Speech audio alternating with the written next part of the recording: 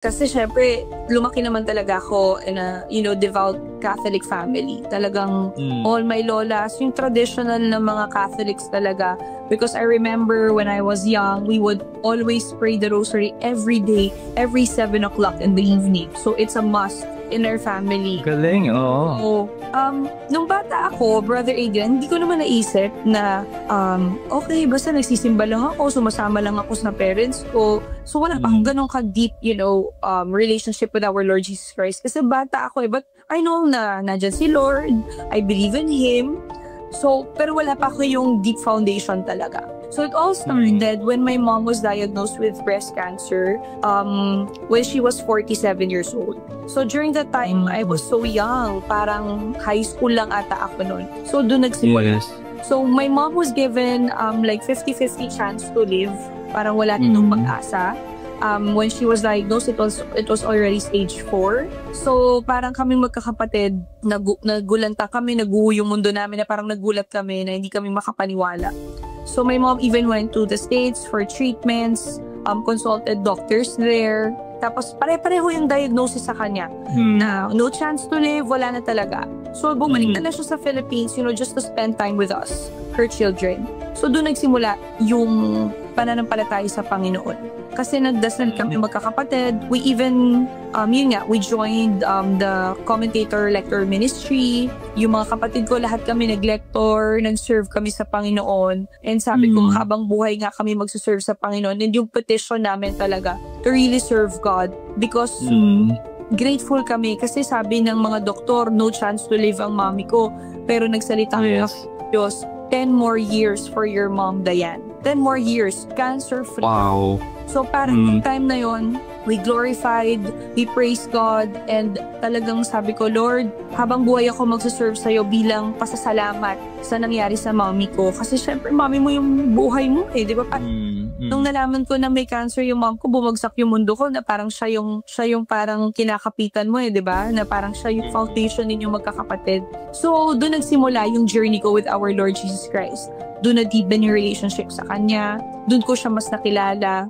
Start muna po tayo with opening prayer. So, in the name of the Father, and of the Son, and of the Holy Spirit. Amen. Lord Jesus, today we are so thankful, grateful for this day. Maraming salamat po, Panginoon, sa pagkakataon na to with Sis Diane Medina. Lord, today I know that you will touch the heart of those who will listen this interview. I know through the life of Sis Diane, many people will be inspired, many people will renew their faith, and we declare your power and glory for this interview. And Lord, we ask you to fall down your Holy Spirit, be upon us right now, and protect us from any kind of oppression from the device that we will use today. And we also ask for the intercession of our Blessed Mother and Saint Joseph, Terror of Demons. In Jesus' name we pray. Amen. Amen. In the name of the Father, and of the Son, the Holy Spirit. Amen.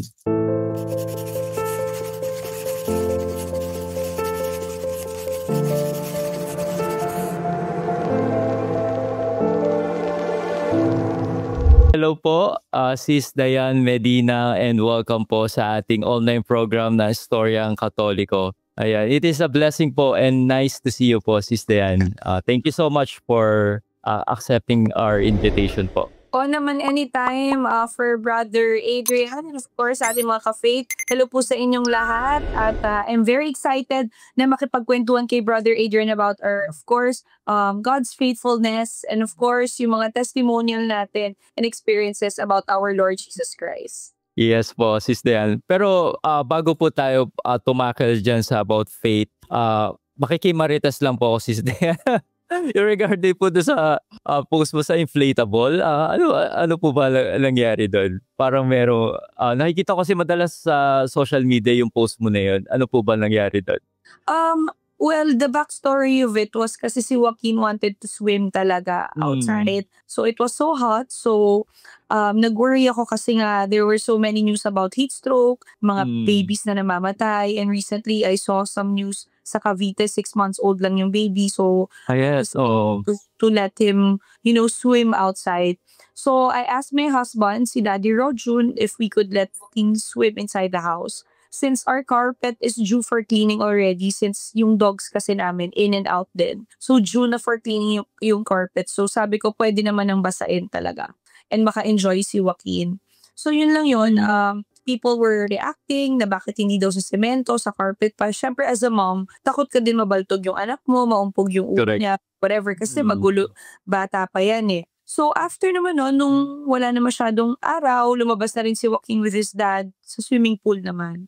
So yun lang, netizens were just reacting na bakit daw sinuspoil yung anak. For me kasi sabi ko naman during also my other interview a while ago na it's all about, giving Joaquin the best. And syempre as a mom, may limits yan. And I always believe in freedom within limits and boundaries. Amen. Na pagpapalaki mo sa anak mo as long as you know your limits and boundaries, di ba? And hindi naman pang spoil yung pinagbigyan mo ng isang beses yung anak mo.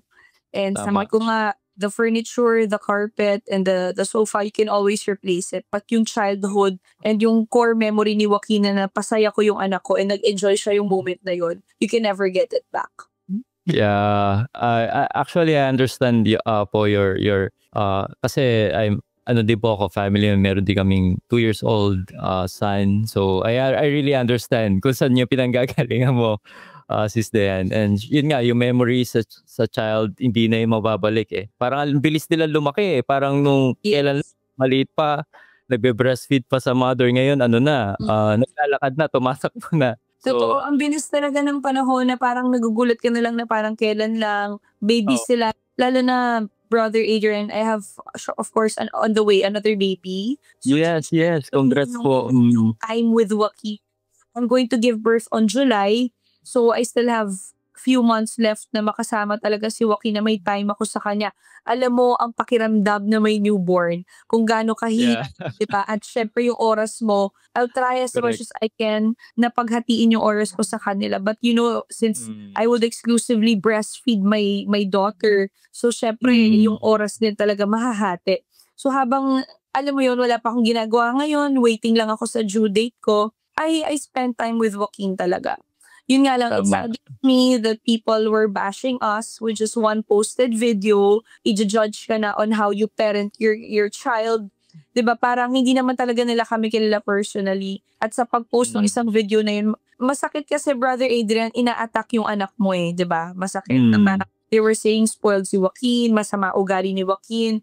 That's why I am commenting back. Because people will also comment na patola daw ako, na ba't ko daw sinasagot. Yes, I would involve myself because parang anak ko na yung pinag-uusapan at masama yung mga sinasabi niyo about my son. But if it's about me or my husband, it's okay. Wag lang yung anak ko. Correct, tama po. I really understand you. Siyempre sa side ng parents and nandun yung pagiging protective natin. Especially sa opinion ng mga tao, and which is di naman talaga tayo kilala personally at di naman talaga nila nakikita yung buong context ng kung saan pinanggagalingan. Ayan. So thank you po Sis Dayan for sharing that. Kasi nakikita ko sa mga news outlet yung regarding dyan. So medyo na-curious daw po ako. Pero nakita ko personally yung post mo na yun. Di ko naman masyado binasa yung mga comment, but mas nag-focus naman ako doon sa kung ano yung positive doon. And Sis Dayan, sa ating mga viewers po na I'm sure kilala ka po nila sa entertainment industry, sa showbiz, at magaling na host. Pwede mo po ba kami bigyan ng story before ka pumasok sa showbiz? Ano ba yung naging buhay mo noon? Well, I was just, a simple kid, a simple student. I studied at St. Teresa's College, Quezon City for grade school and high school. And then I graduated from Miriam College. I took up Communication Arts. I grew up in a very huge family as well and very religious also. So if you know Maxine Medina, Miss Universe Philippines 2016, she's my cousin. Oh, yeah. And we practically grew up together. And matagal ko na kasing gusto mag-artista. It's just that my mom would always tell me, you have to finish your school first before entering showbiz. Tapos year 2006, I had my on-the-job training at ABS-CBN. I was discovered by Director Edgar Mortiz since my job during that time was a PA kasi nga OJT. So, umiikot ko dun sa ABS. Nakita ko ni Direk Edgar Morgan.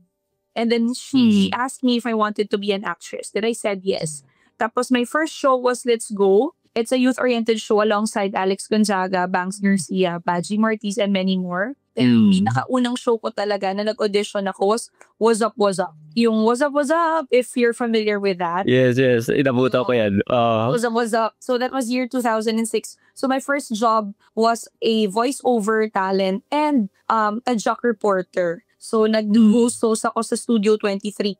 Para kasi siyang, Brother Adrian, para siyang, kumbaga, artista search, starstruck. Yung Was Up naman, yung sinalian ko, it was a hosting search. Parang hosting quest. So, we were 12 contestants, 6 na babae, 6 na lalaki, and then, pagdalihan lang kayo mag-host. And then, yun nga, thank you Lord, ako yung nanalo sa babae, sa lalaki naman si Eri Neiman. Tapos yung prize namin was a contract under Studio 23. Tapos doon na nagsimula yung career ko in showbiz. Oh, wow. Actually, sis Den, nakikita na kita nun sa 700 Club Asia. Way back 2016, ganyan. Parang parang nakita kita dun sa 700 Club Asia or hindi, parang kamukha mo, hindi ba? Hindi ba?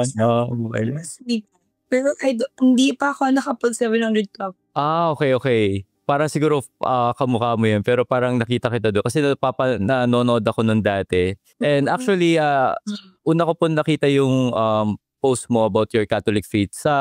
Parang pinost ng isang page sa Katoliko Ako Forever. Na parang you are a lector sa parish kung saan ka po nagsaserve. Tapos parang meron nag-comment doon na ibang sekta. Then criticizing about your faith. So, kaya doon ko po nalaman, so very vocal po pala kayo sa pagiging sa Catholic faith nyo and serving in the church kahit sa sobrang busy. Sis Dian, pwede mo po ba kaming bigyan ng background? Paano po ba nag-start yung Catholic faith nyo? Kasi syempre, lumaki naman talaga ako in a, devout Catholic family. Talagang all my lolas, yung traditional na mga Catholics talaga. Because I remember when I was young, we would always pray the rosary every day, every 7 o'clock in the evening. So it's a must in our family. Galing, oo. So, nung bata ako, Brother Adrian, hindi ko naman naisip na, okay, basta nagsisimba lang ako, sumasama lang ako sa parents ko. So, wala pa akong ganun ka-deep, relationship with our Lord Jesus Christ. Kasi bata ako but I know na nandyan si Lord, I believe in Him. So, pero wala pa ako yung deep foundation talaga. So, it all started when my mom was diagnosed with breast cancer when she was 47 years old. So, during that time, I was so young. Parang high school lang ata ako noon. So, doon nagsimula. Yes. So, my mom was given like 50-50 chance to live. Parang wala nitong pag-asa. When she was diagnosed, it was already stage 4. So, parang kaming magkakapatid, nagulanta kami, naguho yung mundo namin na parang nagulat kami na hindi kami makapaniwala. So, my mom even went to the States for treatments, consulted doctors there. Tapos pare-pareho yung diagnosis sa kanya na no chance to live, wala na talaga. So bumalik na lang siya sa Philippines, just to spend time with us, her children. So doon nagsimula yung pananampalataya sa Panginoon. Kasi nagdasal kami magkakapatid. We even, we joined the commentator-lector ministry. Yung mga kapatid ko, lahat kami nag-lector, nag-serve kami sa Panginoon. And sabi ko, habang buhay nga kami magsuserve sa Panginoon. And yung petition namin talaga, to really serve God because grateful kami kasi sabi ng mga doktor, no chance to live ang mommy ko. Pero nagsalita ng Diyos, 10 more years for your mom, Diane. 10 more years, cancer-free. Wow. So parang time na yon, we glorified, we praised God, and talagang sabi ko, Lord, habang buhay ako magsuserve sa'yo bilang pasasalamat sa nangyari sa mommy ko. Kasi syempre, mommy mo yung buhay mo di ba? Nung nalaman ko na may cancer yung mom ko, bumagsak yung mundo ko na parang siya yung parang kinakapitan mo di ba? Na parang siya yung foundation ninyong magkakapatid. So, doon nagsimula yung journey ko with our Lord Jesus Christ.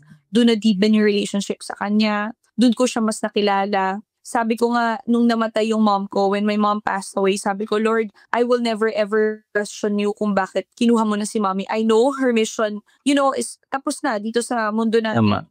Pero I will be forever grateful dun sa 10 years extension na binigay mo sa mom ko na habang buhay ko yan pagsisilbihan sa'yo na gusto ko magpasalamat sa'yo. And up to this day, lahat ng ginagawa ko, it's all about for our Lord Jesus Christ. And talagang yun, nagsiserve pa rin tayo despite of our busy schedule because Brother Adrian, naniniwala kasi ako na in this world, our main purpose or objective is to serve our Lord Jesus Christ. Yung mga trabaho, yung mga career natin, family, these are all secondary. Ito muna ang Panginoong Diyos na lahat. So whatever happens, meron man akong taping or meron man akong trabaho, I will drop everything for my Lord Jesus Christ.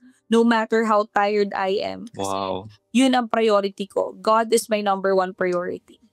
Ang galing. And alam naman po natin sis din sa showbiz, sa entertainment industry, yung mga influence yan. Pero paano nyo po napapagsabay yung about your faith, especially sa mga kasama nyo sa industriya? With regards to that, yun nga, it's all about going back to your core, going back to your whys, your purpose, and your objective. Ano bang objective mo? Diba? Ako talaga kasi, alam ko, ang purpose ko is to serve my Lord Jesus Christ. Is to, spread His word and to be a blessing to others. Paano mo gagawin yon? Service. Church service. Pagbibigay ng oras sa Panginoon. Pagde-devote mo ng time sa Kanya. Through my service. Through the talent also that God gave me. Binigyan niya ako ng talent for hosting. Gagamitin ko para sa Panginoon. Paano? You do volunteer works for our Lord Jesus Christ. Pwede ako mag-lector, pwede ako mag-commentator. There are so many ways on how you can serve our God, our Lord Jesus Christ. Maraming paraan. It's just that sometimes people would always, say reasons na hindi ako pwede kasi busy ako. Drop it off kasi wala naman lahat yan kung wala ang Panginoong Diyos. We are nothing without our Lord Jesus Christ. Siya talaga ang pinaka-foundation. At kung bakit tayo nandito ngayon sa mundo is because of our Lord Jesus Christ, our Almighty Father. Siya kasi ang pinaka-rason kung ba't tayo nandito is to serve Him talaga. At ang maganda pa doon, maraming paraan, Brother Adrian. Malaki o malit man na bagay na yan. Maraming ways kung paano mo, on how you can serve our Lord Jesus Christ. Kahit nasa showbiz ka, yung simpleng, kung may problema yung kaibigan mo, introduce mo si Christ sa buhay niya. Na kung kunyari, pwede mong kwentuhan lang, di ba? Na parang very casual. Pakilala mo si Lord through your story, through your life experiences. There's so many ways. Bawat oras, lagi kong iniisip yan. Paano ko ba ma-share yung life ni Christ or yung mga gawain niya? Through, of course, yung kung ano din yung binibigay sa akin ni Lord na, for example, talent, or kung ano man yung binibigay sa akin ni Lord na blessings, gusto ko ma-share din yun sa iba because there's always a reason kung bakit binibigay ni Lord yun sa'yo. Tulad mo, Brother Adrian, you're doing this kind of vlog or podcast, di ba? Because you want to share, you want to create more awareness for our Lord Jesus Christ. Sabi ko nga, I have so many followers yung social media ko. Sometimes I would flood my SOCMED with so many me going to church, posting Christ. Kasi ang utak ko, tapos people would bash me, Brother Adrian, sasabihin nito na, taong simbahan ka, ba't mo pa binabrag? Bakit mo pa pinapakitang tumutulong or nag-lector ka? Because, for me, Brother Adrian, that's really a perfect platform or venue for me to be able to create awareness about our Lord Jesus Christ. Bakit? Kung yung ibang brands nga na po-promote ko, bakit hindi lalo ang Panginoon, di ba? Correct. I will use my platform. Yun ang binigay sa akin ni Lord. Binigyan niya ako ng maraming followers. Di ba? So, I would be, that instrument for them to to introduce Lord Jesus Christ sa mga followers ko din. Alam mo, hindi naman sa nagbabrag, pero kakapost ko din na as a lector ako. Marami ako mga kabataan na inspire noon na nagme-message sa akin na, Ate Dayan, dahil sa'yo, nag-lector din ako. So happy ako. Yes, happy ako na kahit paano natatap ko sila, natatouch ko yung hearts nila. Kahit ang daming tumatalig sa, I hope I said that correctly, or yes. na hindi mo naman kailangan i-post yan masyado ka naman nagbabrag na ganito ka. Yun yung masakit, but you have to endure that pain kasi mahal mo ang Panginoon. Ang galing. May pagkakataon ba sa moment, kasi syempre sa mga busy schedule mo, as in talaga pag Sunday talaga, hindi ka tumatanggap ng any project or any commitment sa work mo? No naman, Brother Adrian. I accept work naman on Sundays. Oo. But I make sure lang na nakakapag-serve ako. Uunahin ko yung church service ko before I do work. Pwede naman yan kasi 1 hour lang naman ang Yeah. church service. So, kung hindi man ako maka-church service ng linggo, because dito sa bagong parish na nilipatan ko, we have 3 masses only. And we have of commentators and lectors. So, naghahati-hati kami. So, parang lumalabas in a month, you can only serve 2 times. So, dun sa mga walang serve ng linggo, I make sure na whatever happens, may trabaho man o wala, makakasimba ako. So, even if I go to, let's say, General Santos City for an event, I would the first thing that I would look and search, church. Lagi yan. Saan ako magsisimba ng linggo? Even if I go to out of the country trip, or dati nag-host pa ako nung kabataan days ko na I would go to Singapore, Dubai, I would host for mga Filipino communities. Yan ang una kong tatanungin, may church ba na malapit? Because I would plan out na saan ako sisimba, because I would make sure that I would make time for my Lord Jesus Christ. Amen. Bali, gano'n ka na po katagal as lector commentator, Sis Den? I started when my mom passed away. Parang ako yung pumalit sa kanya, Brother Adrian. And I also, ginamit ko din yung uniform ng mom ko na parang, inspiration ko yung mom Galing. sa pag-serve din. So, 2011, let's mag-compute tayo, Brother Adrian. Wait lang. O, ikaw na, mas magaling ka sa akin. 13 years. Yun, 2011 when my mom passed away. So, I've been with the lector commentator ministry for 13 years. Yan. Wow. During those pagsaserve mo din, ano yung pinaka natutunan mo during that service every Sunday? Okay. So many humbling experience talaga. During service na parang yung love ni Christ sa atin talaga. Unconditional. Yung feeling na nakakapag-serve ka rin sa Kanya, yun yung parang pinaka-joy na mabibigay sa, I don't know, you would have, merong kakaibang feeling ng joy and happiness and peace and contentment every after service. And yung feeling na you're surrounded with people na alam mo malapit sa Panginoon, it's a different feeling. So, ang dami kong natututunan because I would, may mga close ako ng mga madre at mga pare na we would, constantly magkukwentuhan after Mass. Sometimes, yung meron ako ditong pinuputahang kumbento, magkipagkwentuhan lang ako nila sisters. And iba yung pakiramdam. Kaya kapag may problema ka or may pinagdadaanan ka, iba rin yung nararamdaman mong peace and joy talaga. So, masarap lang sa pakiramdam na bilang lector commentator, for 13 years, I've learned so many things. Hindi lang sa experience ko, pati doon sa mga kasama ko. Ano yung common reaction ng mga tao pag nakikita nila na, uy, si Sis Den Medina pala to. Parang, especially sa mga bago na. Oo. Would take photos lang, ganun lang. Pero din kasi nila alam na active naman din talaga ako sa church and I'm willing to anything like this. Like when you ask me to do this, I'll try my best to squeeze in time for you, lalo na if it's anything about our Lord Jesus Christ. So also with Caritas, they would invite me. Caritas, yes. Oh. And Caritas Manila, I would host also for Veritas. And yung mga ganyang simpleng mga pwede mong ibigay yung talent mo na binigay ni Lord sa'yo na basta anything about kay Lord na makakapag-serve ako sa Kanya. Amen. Ito rin yung common struggle kasi ikaw, you're a mother, especially when bata pa yung mga, di ba, baby, infant, and toddler. Minsan, pag mga napapansin sa mga magulang, nahihiya na silang dalhin yung, kunyari, anak nila sa simbahan kasi magulo, maingay, something like that. Ikaw, ano yung masasabi mo dyan? Actually, pag-usapan namin yan nung priest namin sa church namin. Na parang sinasabi nila may mga magulang na hindi nila sinasama kasi maingay yan doon. Sabi nung pare, dalhin pa raw because even if they don't understand, the Mass, the Eucharistic Mass, or the Word of God, it's really important that at early age, we expose them already to our Lord Jesus Christ and even to the church. Si Joaquin, Brother Adrian, I posted a video. I'm not sure if napanood mo. He already knows how to pray. He's a silent nakita ko yan. Oo.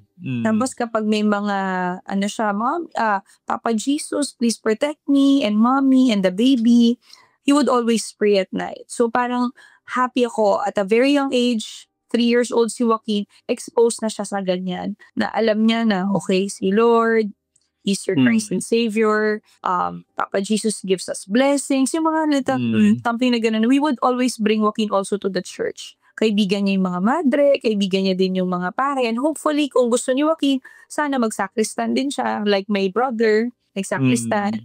Tatlo kasi kaming lector commentator magkakapatid. And yung bunso namin, sakristan naman siya. So basically, lahat kami nag-participate din sa church service. So ako lang naman ito. So, I'm not sure. Baka i-bash na naman tayo. So, kanya-kanya yan kung anong gusto nung magulang. But ako kasi, it's important for me na ma-expose yung anak ko. Even if they don't understand anything about the Eucharistic Mass or about the Word of God, it's important na na-expose sila na this is the house of the Lord.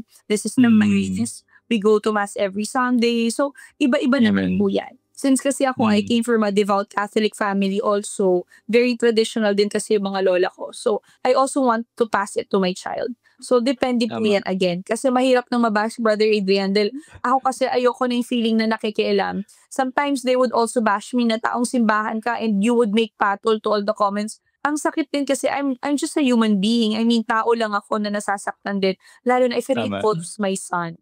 So, mas maganda nga yun kung taong simbahan ka, all the more na kapag nagkakasalanan ka, alam mo kahit papaano na, diba, kinoconfess mo yung naging kasalanan mo. Wow. Yes, at tama. Kami din. Tsaka mahirap talaga. I mean, yung effort ng magulang para dalhin lang yung bata sa simbahan. Ang daming preparation gagawin dyan. Ang daming bibit-bitin, gatas, diaper, tapos pag pumupo pa. So, hindi siya madali. And, kaya, yun din. Kasi mabibless yung anak mo. Diba? Then, yung Mass, mabibless ang mother. So, at least, diba? Mabibless siya every week. Amen. And sis Dayan, ano naman mapapayo mo sa mga kabataang Katoliko na paano nila mapapahayag ang kanilang pananampalataya? Ako kasi, Brother Adrian, mahirap mamilit. Lalo na kung wala ka pa sa stage na, lalo yung mga bata ngayon, alam mo naman, may kanya-kanya yung paniniwala. Iba na rin talaga ang Gen Z. Sobra. Let's face it. Iba yung, well, millennial ako I was born 1986, so I'm 37 now. So, iba yung panahon namin dati that, you know, our parents would dictate us what to do.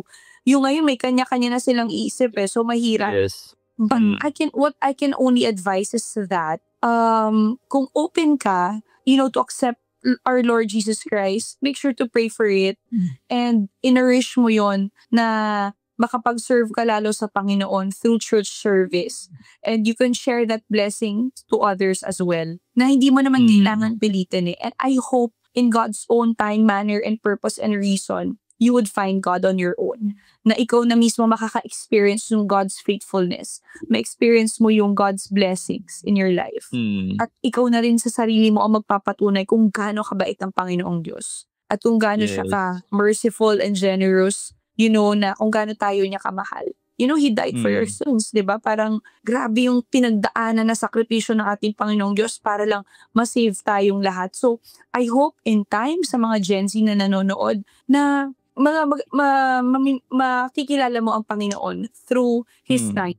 And I hope also that you would also make an extra effort or exert effort also to get to know Him. Tama. Kasi hindi mo madikta yan, mahirap na ngayon.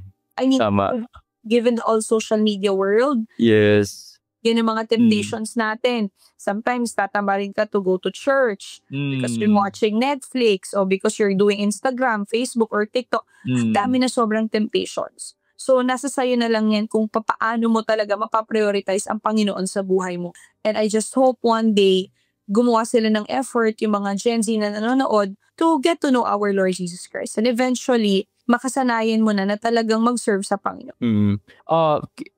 Speaking of mga social media gadget, ikaw po, Sis Den, bilang isang mother, ano yung limitation mo sa social media? Especially sa mga anak mo. For Joaquin, we only limit 1 hour per day because we don't want naman to deprive him, but there's 1 hour per day for him. Because studies have shown also na it might delay developments and milestones for the baby if you expose him or her. Yes, that's why si Joaquin, maaga siya nag-school, 2 years old because I'm scared of speech delay. Kasi I gave birth to Joaquin during the pandemic. So walang tao, Wala siyang nakakausap dito mga bata, walang kalaro, walang cousins na pumupunta. So I was scared. Kaya pina-school ko na maaga for socialization. And thank you Lord, sobrang daldal ng anak ko, very smart. And for talaga kami nag-gadgets. Like 1 hour per day lang. Tapos yung 1 hour na yun, pwede niya hatiin 30 minutes in the morning or 30 minutes sa gabi or depende sa kanya. Sometimes nga nakakatuwa because marami activities naman sa bahay kami ginagawa ni Daddy Rojun. Sometimes he would forget na may iPad siya. So ganun for me. Wow. So, paano mo na siya na-expose about faith, Sis Den, about rosary, about Mama Mary? May mga ganun bang chance?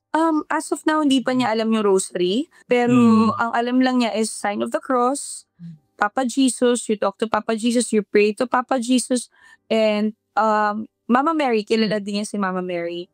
Slowly lang, kasi hindi mo naman pwedeng ilagay sa utak ng bata at just 3 years old. So, slowly, pinapakilala namin, and alam din niya na house of Jesus, house of Papa Jesus, ganyan, pag nadadaanan. Galing. And nakakatuwa sa school nila, siya lang yung sign of the cross nung dumaan siya sa isang church. Kasi anak na niya. Yes. So, yung... Wow, kasi nakikita sa magulang.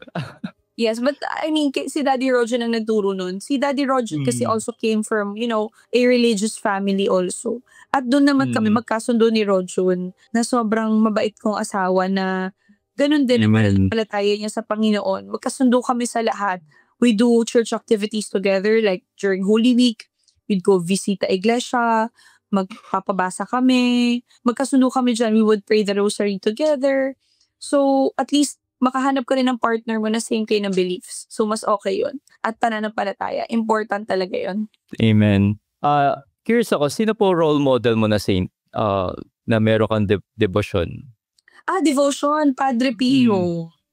Padre Pio, we would visit Padre Pio kasi dito sa Eastwood, we would hear mass there. Dalaga at binata pa si Rojun, kaming dalawa, wala pa kaming anak. Galing. Devotee kami ni Padre Pio, and yung mom ko kasi na devotee din. And also, I'm also a Marian devotee kay Mama Mary. Mother Mary, I would always pray the rosary. Actually, my aim talaga, Brother Adrian, is to pray the rosary every day. But sometimes, kasi hindi ko naman talagang perfect na ayoko naman magsabi na everyday. Yes. Hindi ko naman siya perfect na everyday. But hanggat kaya ko na talagang magsipag na everyday, kinakaya kasi sabi nila, most powerful prayer ang rosary. Amen. Alam mo ba sabi nila na kapag isang Hail Mary mo pa lang daw, yung mga demons or spirits, nanginginig na sila yung Hail Mary, full of grace. Nanginginig na sila sa takot. So, that's a very, very powerful prayer. Wow, amen. And yes, tama po, dahil may mga nakakausap po exorcist priest na during exorcism, when they hear that prayer, talagang nanginginig at talagang trembling talaga ang mga.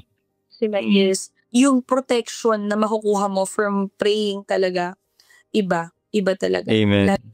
Sa ating Panginoon. And ano yung mga maling akala sa Catholic faith na madalas mo naririnig at paano mo ito ina-address pag sa mga nakakausap mo? Wala. Ano yung common na sumasamba sa rebulto, ganyan, may mga ganyan pa na-encounter kay Mama Mary. Na parang for them, why do we need to pray to Mother Mary? But parang nag-intercede if you can just pray straight to God. Direct to God. Tsaka yung mga rebulto, sinasamba, di ba, nagkikiss tayo, nag-sign of the cross. Yun yung mga kalimitang naririnig ko. And yung sa purgatory, pag may namatay, sa other religions kasi they don't believe. But I don't judge kung yun na yung pinaniniwalaan nila. Sa atin kasi, if Catholic ka, you believe in purgatory for cleansing, di ba? May stages. Ako naman, I respect naman yung mga ibang religions. As long as alam natin, ang one goal natin is to serve our Lord Jesus Christ. Di ba? You just have to be kind, maging mabuti kang tao. Wala naman yan sa religion Nasa pananampalataya natin yan sa Panginoon. Pero ano yung nag-motivate sa'yo na sagutin yung, nakita ko yun, yung pinost nung sa Catholic ako forever, yung comment niya sa'yo. Ano yung nag-motivate sa'yo? Kasi savage yung comment mo din Siguro just don't want people dictating, most especially my faith to our Lord Jesus Christ and my religion. I love being a devout Catholic. I love my Catholic family as well. I love my Lord Jesus Christ. Siguro yung pagko-convince niya sa akin, to switch or naparating niya sa akin na ito yung tama, mali yung sa'yo, mali religion mo, ito yung tama sa amin. Sabi ko nga, Brother Adrian, I respect every religion. Hindi mo kailangan magpangaral sa mga bawat tao kung anong religion dapat nilang gawin or tahakin. It's just a matter of respecting. And after all, our main goal again is to serve our Lord Jesus Christ. Kung lahat tayo mabuting tao, wala yan sa religion. Kung lahat po tayo nananampalataya sa Panginoon at may one common goal tayo, again, which is to serve Him, wala po yan sa religion. So I hate lang yung mga comments na gano'n na, alam mo yun, nagdidictate, parang what you call this, parang nagsisermon na wala sa lugar. That's why I told that person, I'm not a biblical fundamentalist.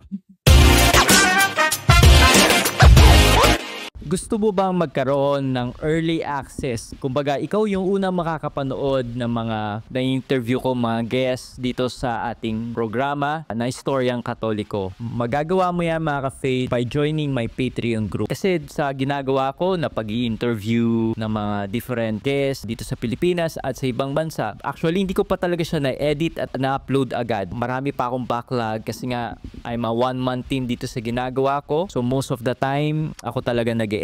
Actually, ako talaga nag-edit ng lahat ng mga interviews at mga vlogs dito sa channel na to. As much as I want, na after ko sila ma-interview, ay ma-upload ko na. Hindi ko po yung magawa kasi kailangan natin i-edit at pagandahin pa yung interview sa paglalagay ng mga slide and information na very relevant at mas makakatulong pa sa inyo. Pwede nyo siyang ma-access by joining my Patreon group. Once na natapos ko na yung interview, i-upload ko kagad dyan sa ating Patreon group ang mga pre-recorded interview. At alam nyo mga ka-faith, sa pag-join nyo din dyan sa ating Patreon group, ay matutulungan nyo ko dito sa ating ginagawang online evangelization. Alam nyo naman na itong ginagawa natin ay hindi libre. May mga cost tayong ginagastos, mga ginagamit natin, yung pamasahe, pagpupunta natin yung mga ini-interview ko na face-to-face, and etc. In due time, I'm planning to build a studio, a home studio. Malaki talaga ang cost at gagastusin dito. Kaya mga ka-faith, by joining my Patreon group, mas matutulungan nyo ko na mapa-improve at mas mapaganda pa at mapagpatuloy pa itong ginagawa natin na online evangelization. Di lang kayo magkakaroon ng early access, kundi matutulungan nyo din ako dito sa ating online evangelization. Kumbaga, you will be my partner in doing this. Kung wala kang gifts na ginagawa ko, magsalita, mag-interview, pero may capacity ka to help me in this mission, ay magiging mag-partner tayo. Ako gagawa ng pag-i-invite, pag-i-interview, but at the same time, alam ni Lord na you help me and you've been partnering me with this mission. Kaya mga ka-faith, para maka-join ka dito sa ating Patreon group, ilalagay ko yung link kung saan mo pwedeng ma-access itong Patreon group na to. May cost siya, may konting babayaran ka lang, pero yung magiging benefit naman yan sa'yo spiritually ay sobrang overload. Thank you so much and God bless. And may question dito, Sis Dayan. Sabi niya, why do you remain a Catholic when almost everyone in show business is turning born again? Then don't you feel out of place? No, because I would forever, believe in my religion. Alam ko yung Catholic faith ko, alam ko yung principles, and alam ko yung foundation ko, alam ko yung pinaniniwalaan ko, and my purpose and my objective. So I would stay with that. So no matter what, kung ano man yung ginagawa ng iba, hindi mo naman kailangan pamarisan, hindi mo naman kailangan sundin yun para maging in ka, di ba? So this is my Catholic faith, I love my Catholic faith, at ito yung pinaniniwalaan ko, at ito talaga yung gusto ko ring i-share sa iba. Wow, maybe this will be the last question, Sis Dayan. Bakit mo mahal ang pagiging Katoliko? Follow up to sa question.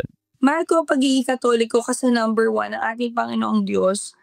Ang ating Panginoong Diyos, He died for us on the cross. Diba? Sabi nga dun sa John 3:16, for God so loved the world, He gave us His only Son. Diba? And for whoever believes will not perish and have an everlasting life. So para sa akin, I want to give back to my Lord Jesus Christ for all the things that He has done for us. Because I know our Lord Jesus Christ will never abandon us and will be ever merciful to us. So, marami akong bagay na gustong ipasalamat sa kanya sa pamamagitan ng pagsisilbi ko sa kanya, sa pagbibigay ng loyalty ko sa kanya, at yung pananampalataya ko sa kanya na gusto ko ring i-share sa iba. Sabi ko nga, habang nabubuhay ako, hanggang sa mawala tayo sa mundo, or ako sa mundo, magsisilbi ako sa Panginoong Diyos, at gagawin ko lahat para sa kanya. So, whatever it takes, kung ano man yung mga, sabi ko nga sa Brother Adrian, maliliit na bagay na pwede natin gawin para may pakilala ang Panginoon sa mundo o sa ibang tao, gagawin ko in my own little way. Diba? Yung kung ano yung kakayanin ko para makapag-serve sa kanya. And I will be forever grateful for the life that He has given. Lalo na sa mga blessings na ibinibigay niya. Napakabuti ng Panginoon. God is great. God is good. And I would forever praise Him, glorify Him, trust Him, and love Him. Amen. Ayan. So, and Sis Dayan Medina, baka sa mga followers na nakikinig ngayon, saan ka pa ba nila pwedeng masubaybayan, mga social media sites mo, and mga upcoming projects mo po? Okay, as of now, since I'm pregnant, naka-leave ako sa show ko sa PTV4. I'm doing Rise and Shine Pilipinas. It's a news show, morning news. So, I'm also a news anchor. So, naka-leave pa ako hanggang mga anak. So, anyway, you can follow me on my social media accounts on my Instagram at Dayan_Medina. I also have Facebook, Maria Patricia Dayan Medina, and TikTok at Dayan Medina. Ayan. So, maraming salamat po Sis Dayan Medina sa pagkakataon nito. At personally, na-inspire ako sa mga shinare mo. And thank you so much dahil kahit sobrang busy mo ay nagbigay ka ng time para sa ating mga ka-faith. At syempre para mas ma-inspire pa sa kanila. Ma-inspire sila sa naging buhay mo at testimony mo na binahagi mo ngayon. And any last word, Sis Dayan, before kami humingi ng closing prayer sa'yo, o okay lang? Okay, to all our ka-faith out there, please to support Brother Adrian here. He's doing a great job. I mean, to spread about our Lord Jesus Christ, to create more awareness about Him and spread His word.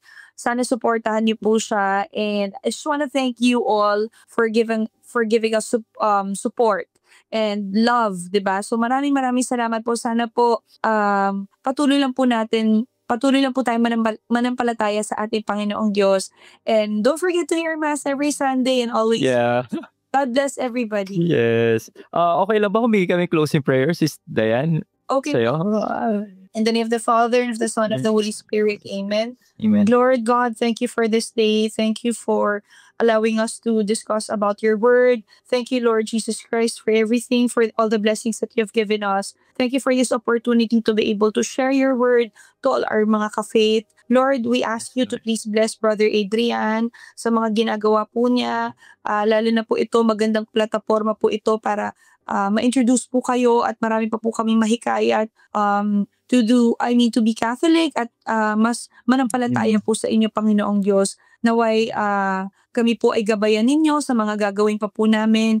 And I hope, Lord, that you will make us your instrument. Brother Adrian, ako rin po at yung mga iba po pong mga kapwa po namin Katoliko, to be your instrument, Lord, to be able to share your blessings to others. Lord, we just want to thank you again, and we just want to glorify you, worship you, praise you, trust you, and love you, Lord Jesus Christ. Thank you so much. And we are nothing without you, and we offer everything to you. All glory and honor is yours, Almighty Father. In Jesus' name we pray. Amen. Amen. Amen. In the name of the Father, Son, the Holy Spirit.